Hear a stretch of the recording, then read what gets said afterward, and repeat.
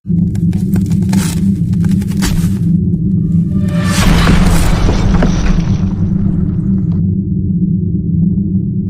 दोस्तों, स्वागत है एक बार फिर आपका एसबीसी न्यूज चैनल पर। आज 5 फरवरी और जुमे का दिन है। देश और दुनिया की फटाफट बड़ी खबरों में आपका स्वागत है। तो चलिए खबरों को विस्तार से जानते हैं। और इसी के साथ में पहली बड़ी खबर असदुद्दीन ओवैसी को लेकर है, जहां ग्रेटा थनबर्ग के ट्वीट पर एफआईआर को लेकर ओवैसी ने दिल्ली पुलिस पर कसा तंज। क्या अगले केस सेंटा क्लॉज के खिलाफ होगा? किसान आंदोलन के समर्थन में ट्वीट किए जाने के बाद teen age climate activist Greta Thunberg के ट्वीट को लेकर गुरुवार को दिल्ली पुलिस ने एफआईआर दर्ज की है। पुलिस का कहना है कि ग्रेटा ने एक टूलकिट साझा किया था, जिसमें भारत के हितों के खिलाफ साजिश की रूपरेखा थी। हालांकि एफआईआर दर्ज किए जाने के बाद से इस मसले पर काफी आलोचना हो रही है। लोकसभा सांसद और ऑल इंडिया मजलिस इत्तेहादुल मुस्लिमीन के अध्यक्ष असदुद्दीन ओवैसी ने भी इसे लेकर दिल्ली पुलिस पर हमला बोला। अपने एक ट्वीट में ओवैसी ने लिखा कि दिल्ली की सड़कों से अपराध का पूरा खात्मा कर चुकी दिल्ली पुलिस अब भारत की सबसे बड़ी दुश्मन विचार रखने वाले एक स्वीडिश टीन एजर से लड़ने की चुनौती स्वीकार कर चुकी है। अगला एफआईआर किस पर होगा? जानवरों पर अत्याचार करने के आरोप में सेंटा क्लॉज पर दिल्ली दंगों के पीड़ित अभी तक न्याय का इंतजार कर रहे हैं। और जहां तक बात करें अगली बड़ी खबर की, तो अगली बड़ी खबर जम्मू कश्मीर से है, जहां जम्मू कश्मीर शहर के कई क्षेत्रों में पाकिस्तान के मोबाइल फोन सिग्नल आने से हड़कंप। सुरक्षा एजेंसियों ने जारी किया अलर्ट। जम्मू शहर से सटे कई क्षेत्रों में पाकिस्तान मोबाइल टावर के सिग्नल मिलने से हड़कंप मच गया। सुरक्षा एजेंसियों ने सिग्नल वाले इलाकों में अलर्ट जारी कर दिया। आनन फानन में पुलिस टीमें संबंधित क्षेत्रों में पहुंच गई। बंद तालाब के भारत नगर क्षेत्र में तो पुलिस के वरिष्ठ अधिकारियों के नेतृत्व में तलाशी अभियान चलाया गया। पुलिस से सेवानिवृत्त असिस्टेंट सब इंस्पेक्टर और कश्मीर के अनंतनाग के निवासी के घर में परिवार के सदस्यों के मोबाइल फोन में लैपटॉप की जांच की तो कुछ नहीं मिला। सूत्रों के अनुसार पूरे जम्मू शहर में पुलिस और अर्धसैनिक बल चौकस हो गए। नाकों के अलावा मोबाइल टीमों को सतर्क रहने के निर्देश दिए हैं। पुलिस के आला अधिकारी इससे इनकार भी कर रहे हैं कि जम्मू शहर में आतंकी या फिर इनके मददगार छिपे हो सकते हैं। वे सब डिविजनल पुलिस ऑफिसर दो माना कौशन कौल का कहना है कि इलाके में कोई भी संदिग्ध गतिविधि नहीं पाए जाने पर तलाशी अभियान बंद कर दिया। इसी के साथ में अगली बड़ी खबर उत्तर प्रदेश से है, जहां चाचा शिवपाल को आई भतीजा अखिलेश यादव की याद। समाजवादी पार्टी से बाहर हुए पूर्व मंत्री और प्रगतिशील समाजवादी पार्टी के अध्यक्ष शिवपाल यादव को एक बार फिर से अपने भतीजे पूर्व मुख्यमंत्री अखिलेश यादव की याद सताने लगी। शिवपाल ने आगे ये भी कहा, अगर अखिलेश साथ होते तो उत्तर प्रदेश सहित 2 और राज्यों में उनकी सरकार होती।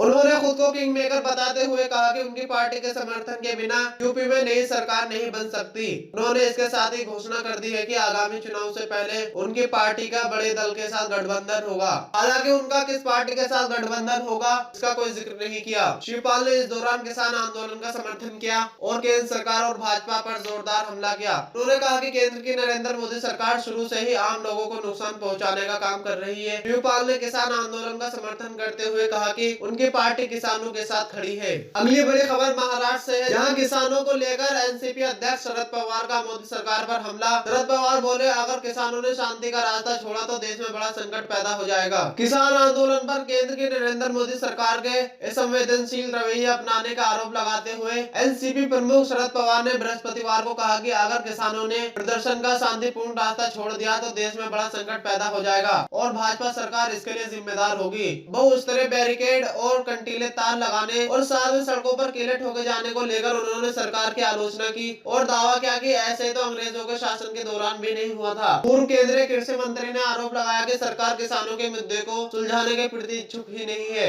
इस आंदोलन को राजनीतिक पार्टी और नेताओं का समर्थन हासिल है, लेकिन किसी भी सूरत में संयुक्त किसान मोर्चा के मंच पर राजनीतिक नेताओं को आने की इजाजत नहीं होगी। संयुक्त किसान मोर्चा ने प्रदर्शन स्थलों पर इंटरनेट सेवा तत्काल बहाल करने की भी मांग की। बयान में कहा गया है कि असहमति की आवाज दबाने की सरकार की कोशिशें जारी है। इंटरनेट पर रोक से आंदोलन कर रहे किसानों के साथ ही मीडिया कर्मियों और स्थानीय लोगों को भी परेशानी हो रही है। और इसी के साथ में बात करें अगली बड़ी खबर की, तो अगली बड़ी खबर बिहार से है, जहां लालू यादव के जेल मैनुअल उल्लंघन मामले पर सुनवाई आज। रिम्स पेश करेगा medical report. RJD supremo Lalu Prasad के जेल मैनुअल उल्लंघन के मामले में आज झारखंड हाईकोर्ट में सुनवाई होगी। इसके साथ ही 7 कारा महानिरीक्षक आज सरकार की ओर से जेल से बाहर रहने वाले कैदियों के लिए एसओपी भी पेश करेंगे। इस मामले में गृह विभाग को भी शपथ शपथ पत्र दाखिल कर यह बताना होगा कि इस एसओपी को कब तक मंजूरी मिलेगी। आज होने वाली सुनवाई में रिम्स की तरफ से लालू प्रसाद की मेडिकल रिपोर्ट भी पेश की जाएगी। और इसी के साथ में अगली बड़ी खबर राहुल गांधी को लेकर है, जहां राहुल गांधी ने बजट को लेकर एक बार फिर मोदी सरकार पर निशाना साधा। कांग्रेस नेता राहुल गांधी ने मोदी सरकार पर कृषि कानूनों और आम बजट को लेकर एक बार फिर निशाना साधा। राहुल गांधी ने एक बार फिर आम बजट को लेकर राहुल गांधी ने बजट को धोखा देने वाला बताया, साथ ही उन्होंने इस बजट का मतलब भी बताया है।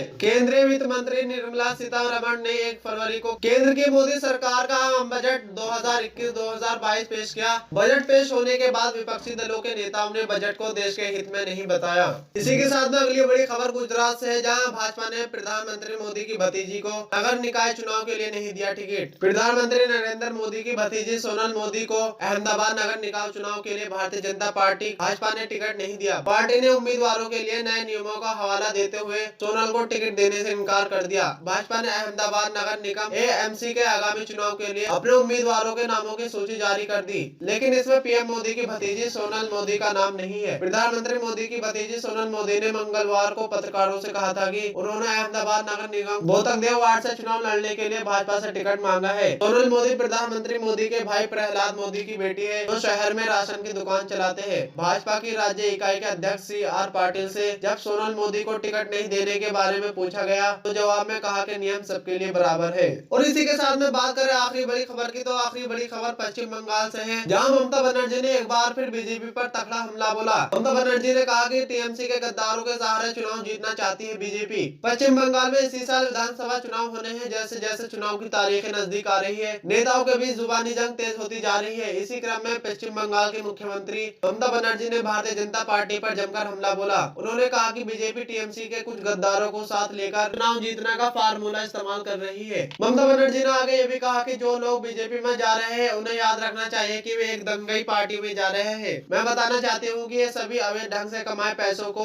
और खुद को सुरक्षित रखने के लिए इस तरह के कदम उठा रहे हैं। भाजपा में गए राज्य मंत्री राजीव बनर्जी का नाम लिए बगैर ममता बनर्जी ने कहा कि उनके कार्यकाल में वन विभाग में हुई वन सहायकों की नियुक्ति में धांधली हुई। ऐसे ही भ्रष्ट नेता भाजपा में जा रहे हैं, इनकी दुकान चुनाव बाद बंद हो जाएगी। पश्चिम बंगाल का अलीपुरद्वार में एक जनसभा को संबोधित करते हुए उन्होंने कहा टीएमसी में भ्रष्ट लोगों की कोई जगह नहीं है। आगे ये भी कहा कि Bhajpa national register of citizen NRC के नाम पर लोगों के बीच डर पैदा करना चाहती है। मैं पश्चिम बंगाल में NRC को लागू करने की अनुमति कभी नहीं दूंगी। इसी के साथ में खबरों का सिलसिला बस यहीं तक। अगर आप हमारे चैनल पर नए हैं तो प्लीज सब्सक्राइब करें और बेल आइकन दबाकर नोटिफिकेशन ऑन कर ले। अगर आपको ये वीडियो पसंद आए हो तो प्लीज लाइक करें और शेयर करना न भूलें। आपका हमारे चैनल पर अंत तक बने रहने के लिए शुक्रिया।